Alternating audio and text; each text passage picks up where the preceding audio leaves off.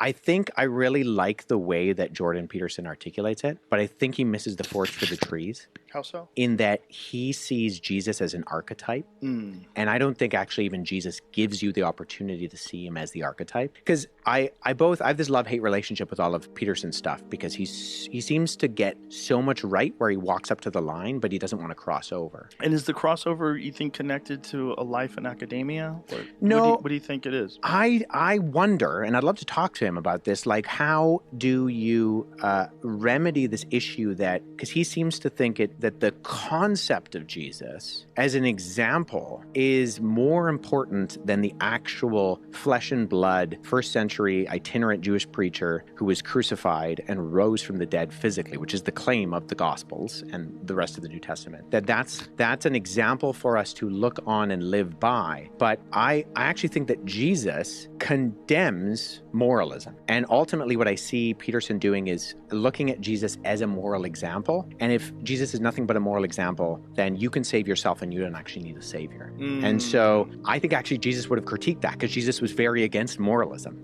And how do you define Jesus being against moralism? Like, what do you mean by that exactly? Well, Jesus looks at the religiosity of his day with like particular groups like the Pharisees and the Sadducees, who are these other groups of Jews during his day. So we talked about the Essenes, who actually aren't mentioned in the Bible, but there are other groups like the Pharisees, who are like lay scholars, and the Sadducees, who are professional priest scholars. And he's constantly critiquing the fact that they have this hypocritical religiosity to them, where they're doing things like tithing their mint leaves, like to make sure that they get all of, this is where we get the idea of the letter of the law versus the intention of the law. Like Jesus critiques them for that, because he says, you're trying to do everything right and you're missing the point. So one of the things he says is like, if your donkey falls in a ravine on the Sabbath, do you pull it out, or is that work? Like, what's the point of the Sabbath? Is it to not do any work? Like, is it to make sure that you're not working too hard because you might be breaking the Sabbath? Or like, what is the point? He says, like,